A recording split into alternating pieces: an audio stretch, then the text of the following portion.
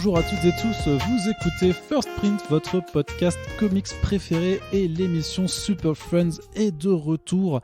Et avec cette émission qui est donc là pour mettre en avant le travail des personnes qui font vivre la BD, la pop culture, la culture comics, un peu tout ça, on a décidé encore une fois, puisqu'on le fait décidément depuis le début du lancement de ce podcast, d'ouvrir nos frontières. Alors ça fait pas mal de temps que, notamment dans le cadre de nos débriefs d'actualité, on vous parlait d'un éditeur jeunesse qui s'appelle Kinaï, et notamment d'une collection qui allait arriver, qui s'appelle Punch, une collection en 4 numéros de fascicules comics jeunesse en fait. Et donc voilà, vu que c'est une création originale qui est faite en France et qu'on a la chance d'avoir donc des auteurs et des autrices qui parlent couramment le français, bien entendu on ne pouvait pas louper cette occasion d'aller aborder tout ça avec justement les personnes concernées. Et donc au début du mois de février 2021 est sorti le premier numéro de cette collection Punch qui s'appelle Minimage, qui est écrit et dessiné par Yohan Sacré. Et donc, vous l'aurez deviné, aujourd'hui, on est avec Yohan dans ce podcast. Yohan, salut à toi, bienvenue. Salut. Et merci d'avoir accepté cette invitation. Alors, c'est un petit peu particulier puisqu'on fait ces podcasts à distance, puisque tu vis à Bruxelles, hein, tu n'habites pas en France. Ouais, c'est bien ça.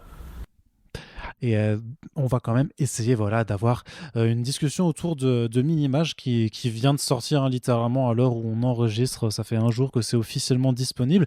Mais avant d'aborder concrètement Minimage, j'ai envie tout simplement un petit peu de te poser une question très bateau, très, très large et tout ça. C'est tout simplement, présente-toi un petit peu, dis-nous qui tu es et comment t'en es venu à faire de la bande dessinée.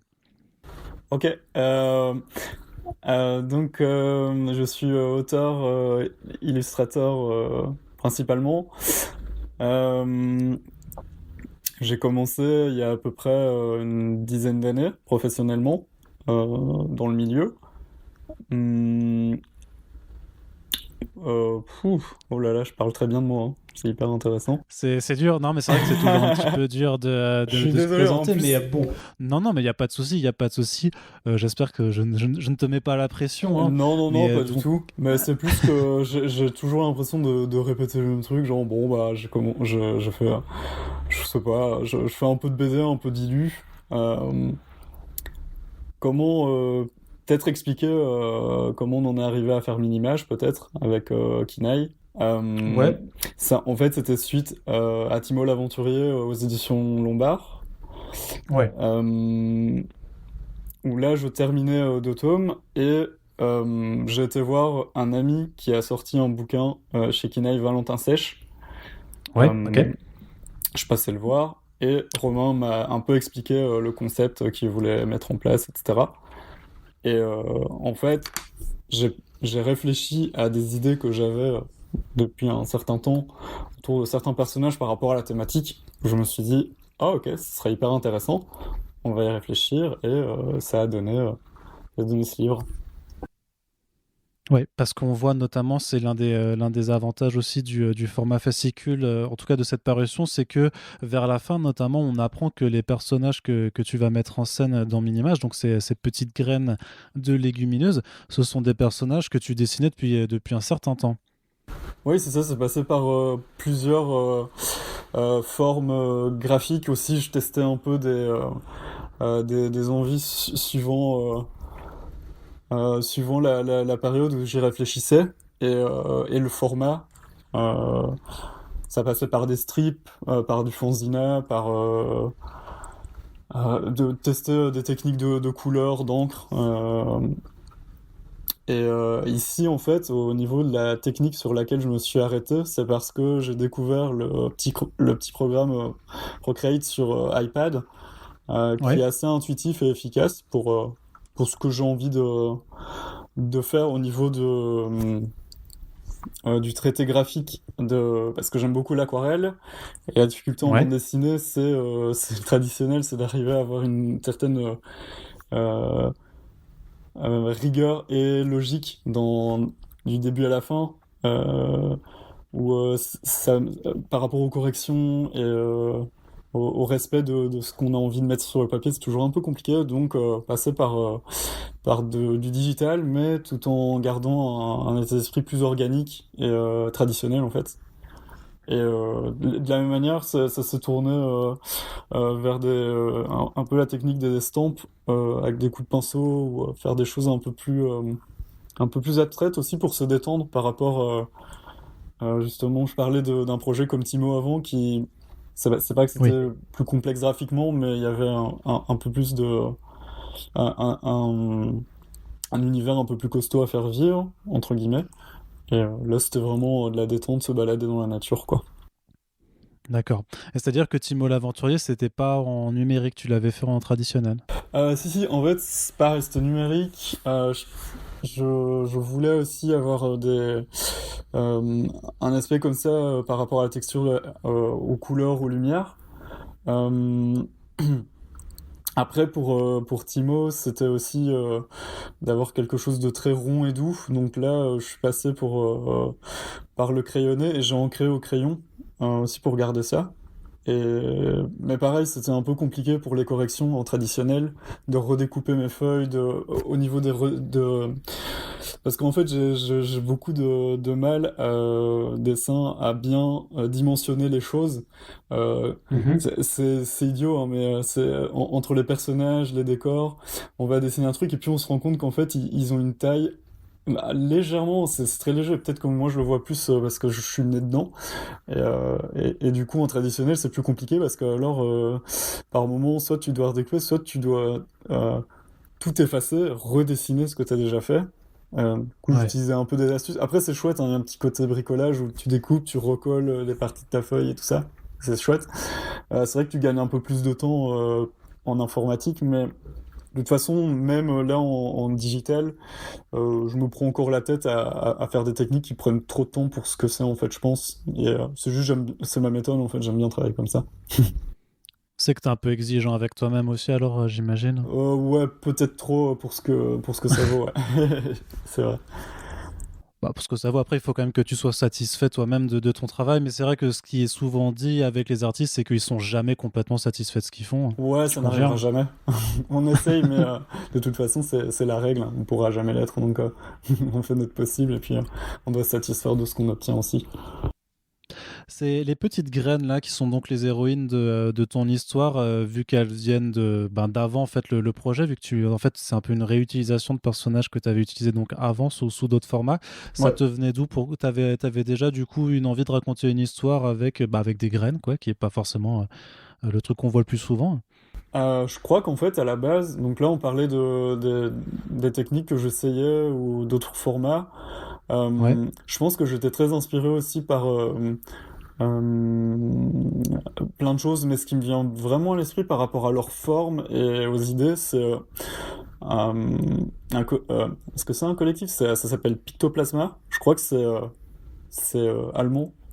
Peut-être que Ouais. je dis des conneries pures, il faudrait aller vérifier là sur Internet et corriger peut-être dans le podcast, j'en sais rien, mais euh, Non, non, mais Pictoplasma, je vérifie en direct, ça existe bien. tu vois un peu le genre d'idée où c'est des avatars avec des formes parfois drôles, parfois, enfin ça part dans plein de techniques différentes aussi. Et j'aimais vraiment beaucoup ce genre d'idée de se laisser un peu avoir des petits avatars parfois abstraits et en même temps avoir ce truc de c'est très simple et on peut raconter des choses un peu plus complexes vis-à-vis de ça. J'aime bien par Ouais. rapport au visuel et au ressenti. Et là, c'est vraiment en réfléchissant par rapport à la thématique et de faire vivre ces personnages. euh, je crois qu'en fait, de la même manière, en fait, j'avais fait tu vois, le concept Inktober. Wow, je vais y Ouais, arriver. ouais, bien sûr. Euh, Là, j'étais parti sur une année où c'était par rapport aux thématiques. J'avais fait des animaux avec des petits êtres comme une espèce de schtroumpf, des lutins. Et c'est Mhm. Valentin Sèche, justement, qui avait lâché comme ça ah, bah, c'est des mini-images, c'est trop mignon. Euh, c'est vraiment un truc. Et moi, je reste assez fixé sur des petits mots, des détails comme ça. Et j'y réfléchissais, et je me disais, ah ok, l'idée de mage, alors que ça partait pas du tout, hein, mais j'ai commencé un peu à essayer de concevoir cette espèce d'univers, et je me suis dit, euh, ah ok, let's go, j'ai trop envie de faire partie de l'aventure des choses qu'on consomme aussi, genre pour les enfants, de se dire, bah ouais, c'est plein de vitamines pour manger, et puis on peut raconter plein de trucs avec. Et que d'ailleurs, de la même manière, Valentin me conseillait de plus que d'appeler ça les graines, et je restais pareil, je restais focus sur de dire que c'est des légumineuses, parce que le mot est un peu bizarre aussi. Et c'est une consommation courante, et en même temps, on le dit pas souvent non plus, ce mot, c'est assez bizarre. Ouais, carrément pas, ouais. Je pense. Voilà, c'est toutes des. Donc pourquoi c'est des légumineuses? C'est vraiment dans une sorte d'idée de vraiment le mot et la signification du truc, et en même temps petit côté un peu absurde du truc aussi. Comme pour le loup, je voulais vraiment l'appeler le sport, il y avait un truc, alors que je veux pas forcément faire une métaphore par rapport au sport, je sais pas quoi. Ouais. Mais Ouais, j'aime non. bien la mélodie des mots un peu aussi. Enfin, Ouais. tout simplement en fait. Ouais. Est-ce que je me trompe un petit peu si je vois aussi un peu dans les designs de tes légumineuses une ressemblance ou peut-être un clin d'œil tu sais, aux esprits de la forêt dans Princesse Mononoke ou pas du tout, hein? Ouais, je suis forcément inspiré par tout ça. Encore une fois, c'est inconscient, c'était pas forcément. Euh, Après, de la même manière, pour vraiment leur forme spécifique, bah, Fève, ça c'était vraiment un personnage que j'avais toujours dessiné depuis l'école, là, depuis que j'ai commencé. C'était vraiment d'avoir ce triangle, ce truc. Ouais, c'est tout de. Je réfléchis, mais en gros, par contre, pour Mimosa, là, il y a vraiment un truc. Bah, comme je parlais de Timo avant, il y a un animal aussi qui ressemble à ça. Et pareil, c'est toujours un truc où j'aime bien avoir cet aspect où en fait sa forme est cool, mais elle a un sens aussi quoi. Il y a un truc on découvre qu'en fait c'était pas pour rien s'il avait une boule sur la tête et que depuis le Ouais. début ben ça annonçait ça en fait. C'était genre de se dire ok si sa forme est comme ça c'est pour une raison aussi. De la même manière, peut-être que Lupin accentue son caractère aussi par le fait qu'il ait des petites cornes ou qu'il vole, je sais pas. C'est-à-dire que tu as vraiment ouais, des choses auxquelles tu réfléchis quand même d'un point de vue du design des personnages pour qu'il y ait aussi une importance narrative dans ce que ça raconte à la fois de ce personnage, mais aussi de ce qu'il va être capable de faire. Ouais, parfois. Mais ici, c'était vraiment, vu que ça partait de vieux designs que j'aimais beaucoup et que je les ai toujours redessinés, j'avais vraiment ces formes spécifiques-là. Quoique, ils ont quand même bougé un peu hein, quand je réfléchis, quand on regarde les bonus. Euh, Là, du coup, ça a créé leur caractère. Je me suis dit, ah ok, ben, tel personnage va vraiment fonctionner comme ça, et puis ils vont se répondre avec des caractères assez classiques, hein, Hmm. mais mais ça me semblait plus évident par rapport au design. Ouais. Ouais. Alors tu soulignais juste avant que tu avais un univers avec une image qui était peut-être moins dense que celui de Timo l'aventurier. Malgré tout, comment on développe un univers, puisque ce que j'aimerais un peu, c'est de retracer avec toi, c'est le parcours. Donc tu disais qu'avec après avoir vu Valentin, tu avais discuté avec Romain du projet, tu avais une idée, enfin la thématique qui était donc ben, l'écologie. Et à partir de quel moment tes anciens petits personnages se transforment aussi en tout un univers pour pouvoir raconter cette histoire? Euh... Disons que c'est des univers, des envies qui me viennent instinctivement, où je me dis, ok, je veux mettre ça en œuvre, ça c'est sûr. Après, la difficulté, c'est comment bien le faire. C'est pour ça que là, sur Timo, c'était avec un scénariste. Hmm. Euh, Tout seul, j'ai toujours envie de me lancer, mais là, la preuve, c'était l'occasion de le faire sur un petit format comme ça.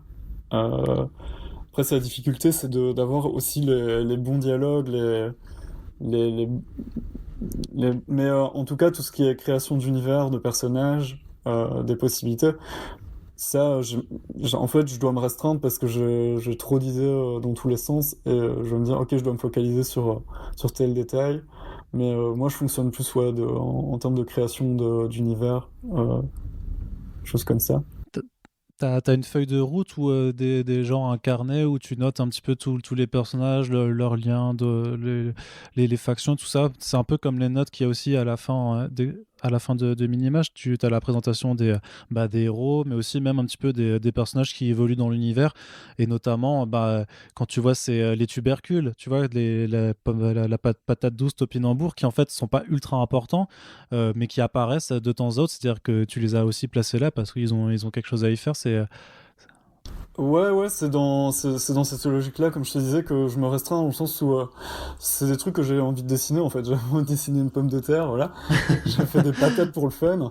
Et je me suis dit, en fait, je réfléchissais à mon histoire, et comme j'étais parti sur les mages, et qu'il y avait que 30 pages, enfin, de la même manière, je me disais, j'aimerais bien les inclure, qu'on comprenne que cet univers est assez vaste, mais je peux pas aussi trop traîner là-dessus.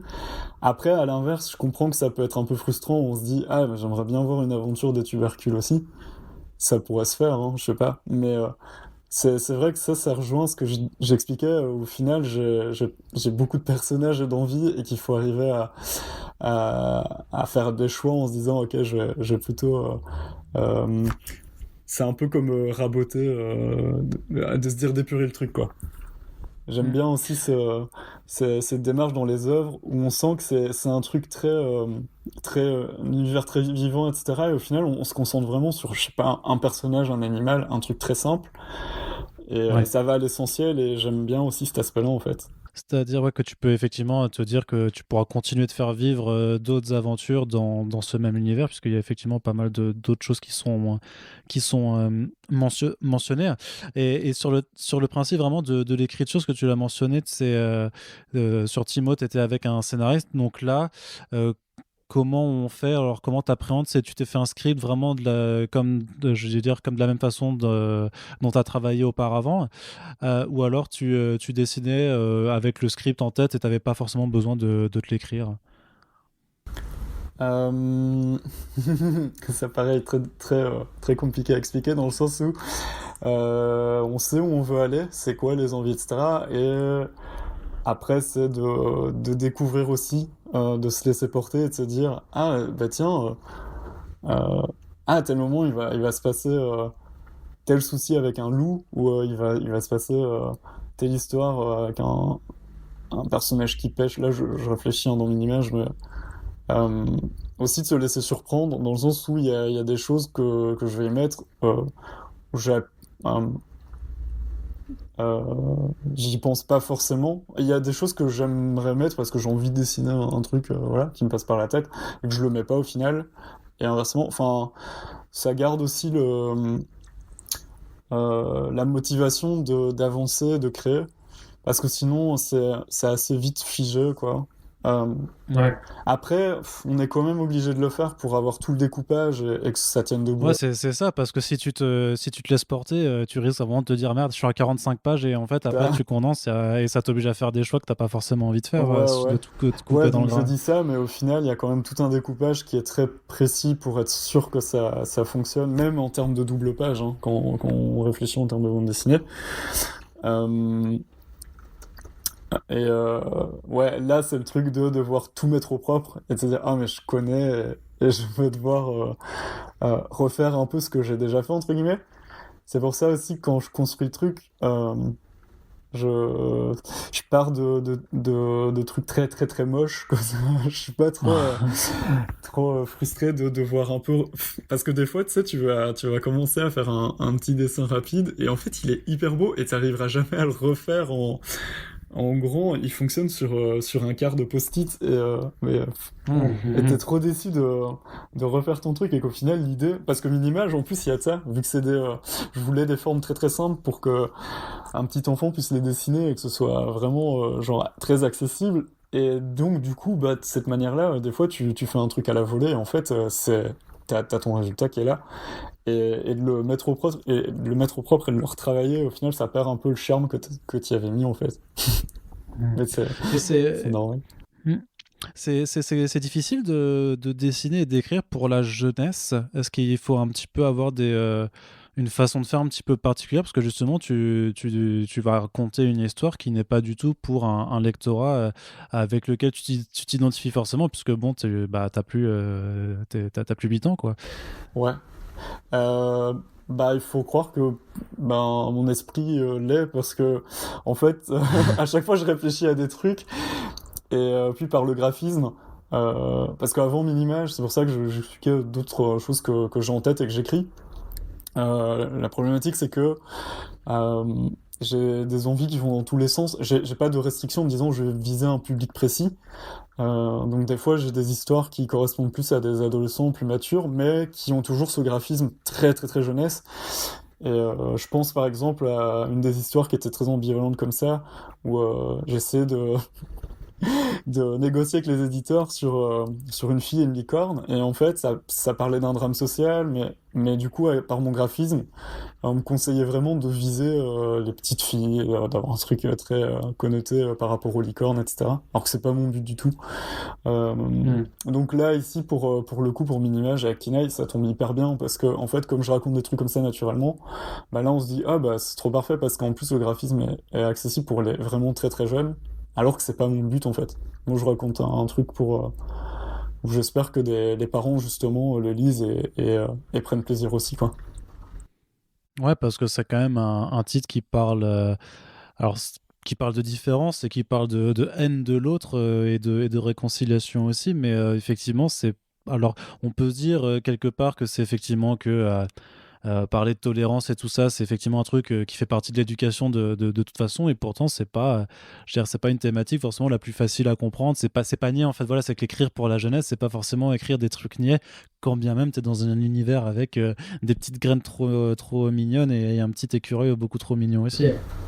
Ouais, ouais, ouais. Et puis même après, même ça, via Minimage, là, moi aussi, j'accepte mes trucs très mignons. Parce que dans le sens où, par rapport à mes autres histoires, j'acceptais pas trop. On me disait, ah, c'est trop mignon et tout. Et je me disais, mais c'est pas mon but en fait. Je recherche pas forcément à faire ça. Mais après, l'un dans l'autre, je me dis, bah tant mieux en fait. Si je raconte un truc intéressant et qu'en plus c'est mignon, ouais, c'est cool aussi en fait, hein, trop bien. Mais ouais, par rapport à ça, c'est vrai que je vais même dans ce que je consomme, je vais pas commencer à différencier les trucs en me disant ah je vais regarder euh, un film d'animation qui vise les plus jeunes ou parce que beaucoup de personnes peuvent se dire ça, hein, je peux le comprendre, mais j'aime pas mettre dans des cases comme ça. Et d'ailleurs, même en termes d'animation, c'est vrai que par contre, à l'inverse, il y a quand même des trucs qui visent un public plus adulte, hein. C'est Ouais. sûr, parce qu'on peut pas montrer tout et n'importe quoi, mais à l'inverse, j'aime pas. Quoi. Et que ce qui est dommage, c'est que même les œuvres adultes animées, je pense à tout ce qui est Akira Satoshi Kon, euh, des personnes qui ne s'y intéressent pas se disent que c'est pour les enfants, alors que pas du tout, mais ça, c'est encore un Ouais, autre débat. ouais, non, c'est clairement qu'ils les ont pas regardés. Puis tu fais quand même vivre des choses à tes personnages qui sont pas faciles. Alors, sans en dire plus, hein, mais bon, il y a. Je veux pas spoiler après, c'est un podcast qui s'adresse quand même aux gens qui auront sûrement lu le bouquin, mais disons qu'on va parler de deuil, qu'on va parler aussi de blessures assez importantes, et t'essayes quand même d'apporter quelque chose, enfin de pas non plus complètement plomber le truc, soit pas trop dur. Comment tu doses un petit peu cet équilibre avec des personnages qui vivent quand même des choses, j'ai envie de dire, qui dans la vie seraient complètement traumatisants, et là t'essayes un petit peu d'adoucir la chose. Là, c'était le défi aussi parce que Hmm. j'ai des idées très plombantes, justement, où là, je réfléchis en ce moment à un projet jeunesse horreur, où j'ai vraiment envie d'aborder ça, parce que c'est vraiment important, je trouve, d'avoir plus d'œuvres accessibles aux plus jeunes et qui parlent de l'étrangeté, de l'horreur, tout ça, sans être trop badant ou trash, ce genre de délire. Ouais. Euh, Moi, enfin, dans le sens où c'est des thématiques qui me parlent beaucoup, donc là pour Minimage, le défi, c'est ouais, de rendre le truc vraiment fun. Comme je disais, vraiment, raconter juste une histoire amusante avec des personnages euh, qui s'éclatent. Et là, d'ailleurs, c'était cette idée-là pour le caractère de Fève accentué aussi. Bon, à la fois parce que je voulais la dessiner avec un cache-œil parce que c'est cool, mais aussi la raison, c'est que je voulais vraiment montrer par là que malgré ce qui lui arrive, contrairement justement à Lupin qui va douter tout le temps en fait, et qui est plus ma représentation, euh, C'est marrant parce que les trois, c'est vraiment mes caractères où je peux passer de l'un à l'autre Ouais. comme ça. Et j'adore Mimosa aussi pour cet état d'esprit très. C'est juste un bon chien, quoi. Et, euh, et là, Fève, c'était vraiment d'accentuer le caractère de. Ben, en plus, elle perd son œil et il y a un truc de. Ben, elle va au bout et c'est pas grave et on avance. Et Timo, la BD aussi avance, spoiler aussi, un truc par rapport à son bras. Et on voulait cette démarche-là aussi. euh, que l'enfant peut avoir des handicaps, vivre des choses difficiles. Après, c'est pas non plus pour faire une leçon ou pour parler de choses qui nous concernent pas, dans le sens où c'est vrai il y a beaucoup d'enfants qui vivent des choses atroces et je me permettrais pas aussi de dire euh, c'est pas non plus en mode feel good, c'est vraiment de se dire de parler de ça parce qu'on vit avec ça en fait. Genre là, le deuil, c'était intéressant de se dire bah on doit tous mourir un jour, on vit avec ça, les enfants se questionnent sur ça et on fait avec, on avance. Et, même si c'est pas toujours rose, mais euh, Mm. après c'était pas non plus, c'est pas non plus dans l'idée de se dire euh, non non mais il faut garder le sourire, on passe à autre chose. Non non, c'est vraiment de se dire non on vit avec ça, on accepte, c'est ça change avec le temps. C'est pour ça aussi Ouais, la transition entre gratin et vif, où il y a un truc un peu de on passe à autre chose mais on n'oublie pas non plus. Et c'est pour ça qu'il y avait le rappel avec gratin et lasagne en fait, dans le sens où on les oublie pas et oui. ça fait partie de la vie en fait. Ouais, que c'est pas parce que les personnes, enfin, ou les animaux de compagnie sont disparus que forcément on doit oublier leur existence et que ça passe notamment par le nom. Mais c'est assez mal. Enfin, après, voilà, effectivement, c'est en 30 pages et donc tu ne t'appesantis pas dessus, mais ça reste des thématiques ouais, assez matures en final pour un truc qui se destine en premier lieu, et je dis bien en premier lieu parce que c'est pas le cas dans les faits, à des enfants. C'est Ouais, parce que c'est pas la recherche en fait. C'est juste de se dire, on va raconter une belle histoire. Bah, qu'est-ce qui peut donner du sens à une histoire? Qu'est-ce qui peut euh, créer une intrigue assez forte en très peu de pages? Et juste raconter ça. Et après, au final, on se dit, ah ben parfait, parce qu'en plus, on peut le faire lire en enfance. Enfin, après, chacun se son avis aussi. Hein. S'il y a des personnes où ça dérange peut-être euh, que Gratin se prenne la crise cardiaque. Mais, c'est Et j'avais aussi une question par rapport notamment vers la conclusion où tu as quand même du coup cette expression, enfin, où tu illustres réellement, littéralement, si tu veux, le fait que le clan des légumineuses et celui des mages, en fait, se détestent. Hein. C'est d'une part, t'as quand même l'un de tes héros qui dit que voilà, on se dispute depuis tellement longtemps qu'on sait même plus pourquoi ça a commencé. Et d'autres, et un mage qui dit. Et que l'un des reproches qu'on leur fait, c'est que ce sont des légumineuses et que du coup, ça implique de toute façon tellement d'autres charges que voilà, on va pas les énumérer. C'est qu'à un moment, tu as une certaine absurdité dans la guerre que se livrent ces deux grandes familles. ouais, tout simplement sur les thématiques classiques de la différence, sur les a priori, sur euh, euh, l'espèce d'héritage où ah ben ça a toujours été comme ça, donc ça le restera. Euh, Mm. et c'est vrai que c'est l'envie de se dire ben non on peut et surtout qu'en plus ce qui est intéressant c'est d'avoir le point de vue aussi des des autres, dans le sens où là, on est avec les outsiders, donc en plus, nous, on vit avec les légumineuses qui sont censées être barbares et primitives et autres, et, alors que tout du long, c'est pas du tout le cas. Et donc, on a plus d'empathie aussi. Et de la Mm. même manière, je partais sur ce procédé d'apparence, malgré que c'est pas très réaliste dans leur forme. Mais Mini, c'était pour ça le symbole de la spirale, et qu'on comprend qu'en fait, cette spirale, c'est une mèche, et que c'est lié au fait qu'ils sont différenciés par des poils, en fait, par rapport aux Ah, autres. Moi, je partais de ça, alors que on se dit, bah, c'est bizarre, Mini ressemble à une légumineuse, donc ouais.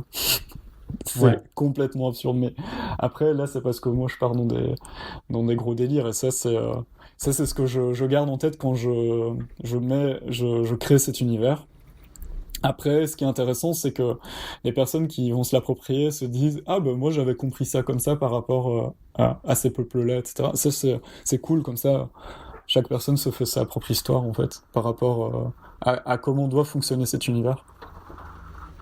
Ouais, c'est-à-dire que tu laisses libre aux gens de pouvoir un petit peu se réapproprier ou d'interpréter comme ils l'entendent ce que toi t'avais envie de raconter. Ouais, c'est important. C'est comme quand tu vas lire un livre et que t'as tout le. C'est aussi pour ça que souvent on compare des films et des livres alors que ça devrait pas parce que bah c'est vrai on se fait des images très très personnelles quand on va lire un truc alors que bah, l'auteur ou l'autrice a pas forcément pensé ça comme ça en fait. Mais c'est ça la force en fait je trouve dans les littératures. Après ici alors c'est un peu plus on est un peu plus obligé de d'accepter mes choix graphiques mais je me dis Ouais. par la BD on peut y arriver aussi quoi.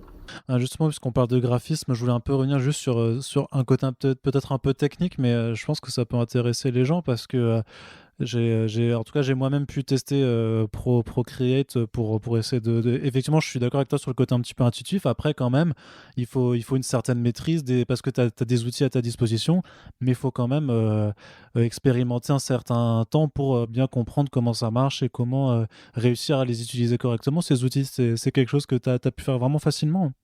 Ouais, dans le sens où en gros Procreate c'est un peu la réponse que j'attendais il y a 15 ans quand je me lançais. Euh, ouais, je devais avoir 14 ans et je me renseignais via internet par les forums parce que l'école, c'était jamais ça. Me débrouillais, je cherchais, et je me disais, ah ok, donc il y a Photoshop qui existe, ça a l'air hyper intéressant. Euh, comment me le procurer, comment l'utiliser? Et c'était la croix et la bannière, quoi. Et même une tablette graphique, ce genre de choses.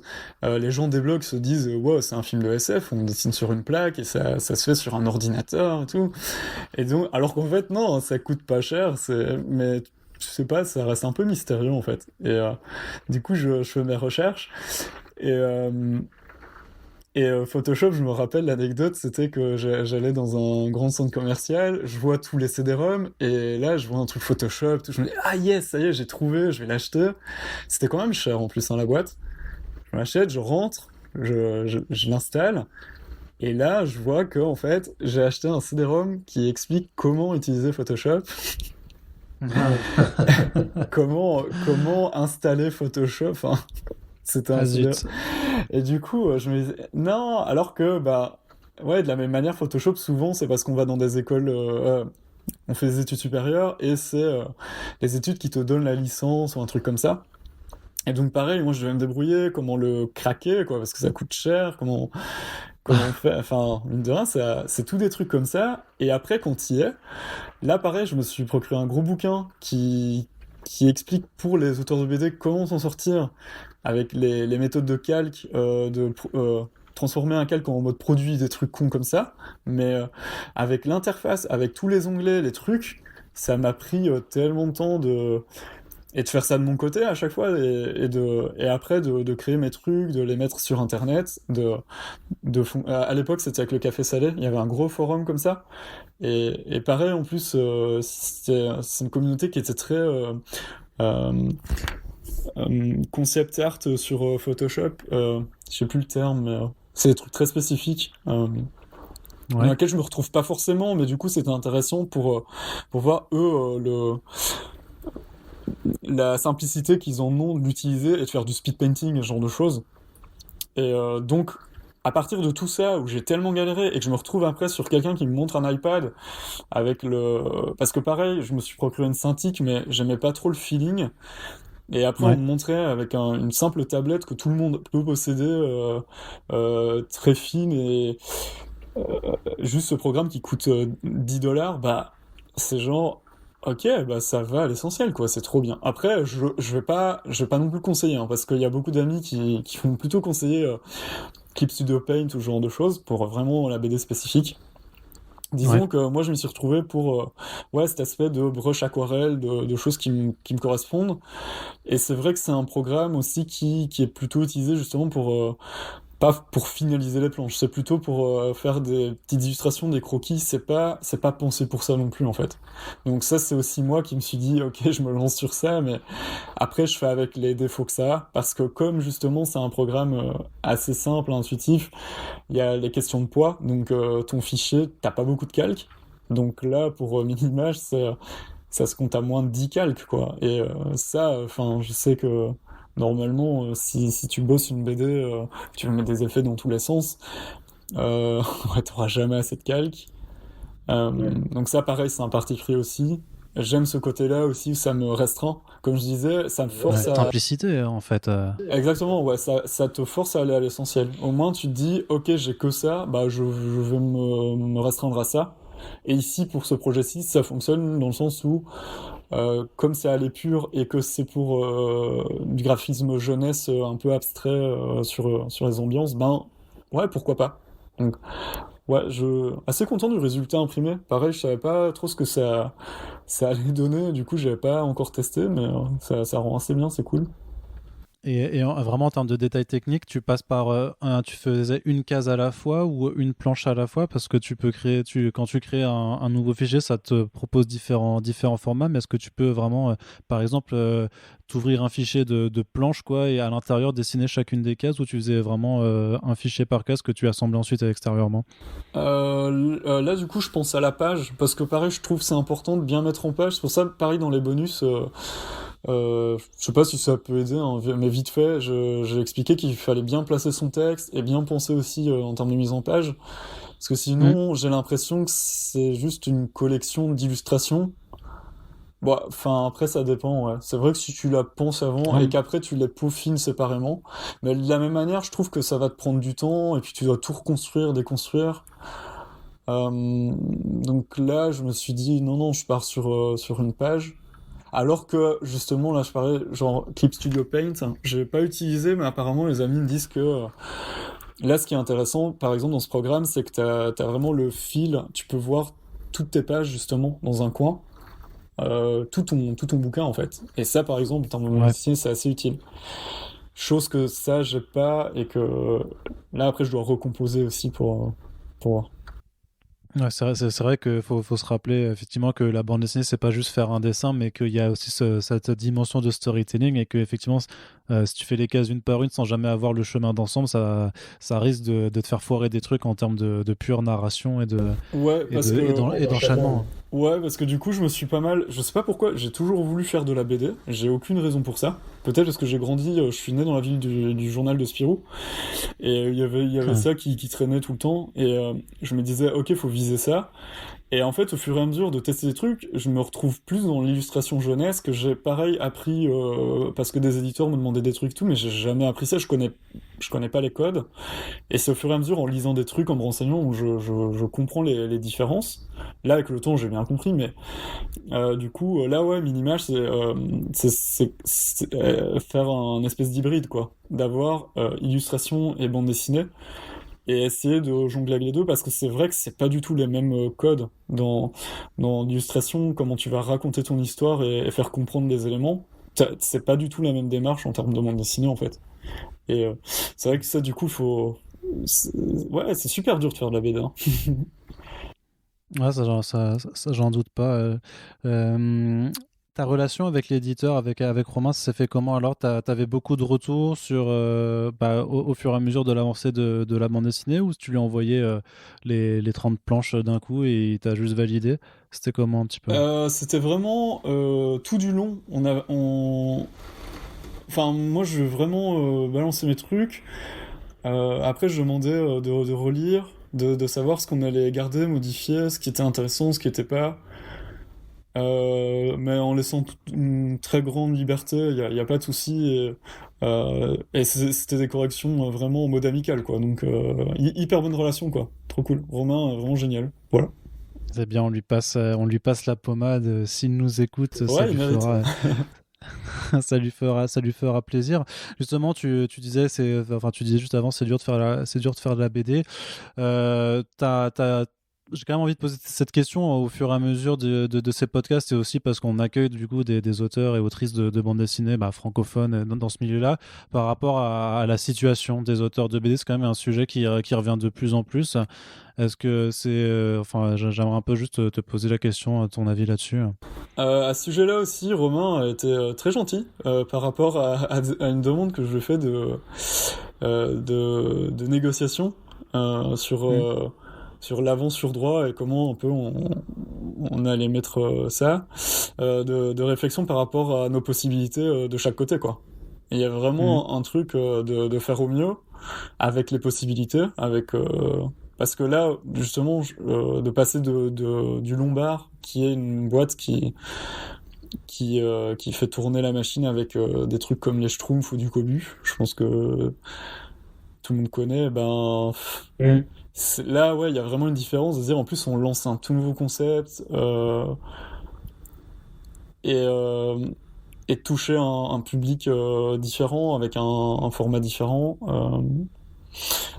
Moi, je continue, c'est fun. Après, c'est vrai que c'est dur, parce que là, comme je disais, sur 10 ans, euh, ouais, toujours à ramer, c'est compliqué. Parce que là, en gros, moi, je m'en sors avec des avances sur droits.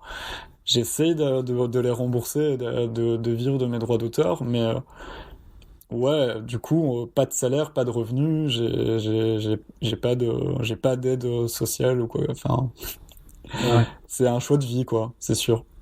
Et si ça te pose problème, bah oui, on va te dire, trouve un vrai métier, quoi. Ça, c'est la règle. Ah ouais, ça, on te le fait vraiment du truc. Mais ça, c'est, enfin, je trouve ça, enfin, forcément, je suis pas du tout objectif sur la question, mais je trouve ça scandaleux de pas avoir, voilà, d'avoir ce genre de réflexion sur trouve-toi un vrai métier. Et en même temps, c'est aussi notamment une des revendications, là, dans les luttes sociales qui ont cours depuis quelques années, c'est de faire reconnaître justement un statut, à l'auteur en tant que, bah, voilà, en tant que vrai travail.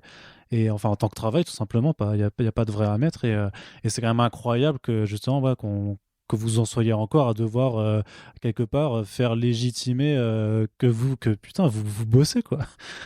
Ouais, après, je pense que ce qui donne raison aussi par là, c'est toujours l'aspect entre artiste et artisan, ou un peu comme là, je parlais d'un du Cobu ou d'un Schtroumpf. C'est des trucs plus, moi, je trouve, d'artisanat, dans le sens où on demande un truc que les gens veulent. Apparemment, ils ont besoin de consommer des Schtroumpfs en boucle. Et du coup, ouais, il y a de l'argent pour ça, donc on fait ça. Ce qui tombe bien, c'est que du coup, il y a des personnes qui veulent faire ça. Genre, là, en dédicace, les personnes qui travaillent sur les Schtroumpfs me disent, bah, ça me va très bien, je rends les enfants heureux, et j'ai pas le besoin de sortir mon truc personnel, voilà. Moi, c'est l'inverse. Il faut vraiment que je fasse mon truc qui me tient vraiment à cœur, qui me parle, et qui est différent, et qui, bah, d'où une image, quoi.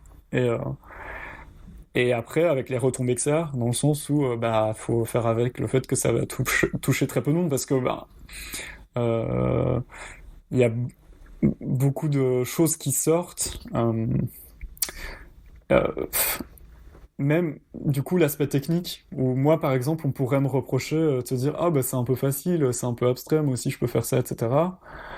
Et c'est vrai que je vais pas me comparer à des auteurs qui font des perspectives de fou, des trucs.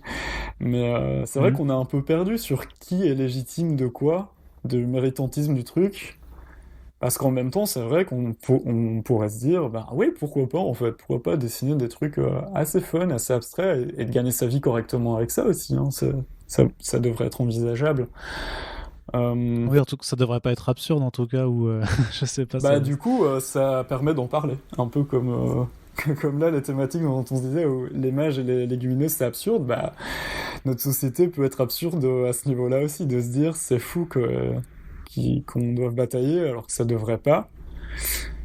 Parce que ouais, là je suis considéré comme jeune auteur alors que donc ma première BD c'était il y a ouais, une dizaine d'années. Et que déjà à ce moment-là, on se lançait avec un éditeur, ça s'appelait Manolo Sanctis. J'avais dans les 20 ans et pareil, c'était un truc qui voulait se lancer avec des jeunes auteurs, des idées fraîches, tout ça. C'était vraiment plein de gens de talent. Et puis au final, ils n'ont pas bien compris comment fonctionnait le monde de la BD. L'édition n'existe plus.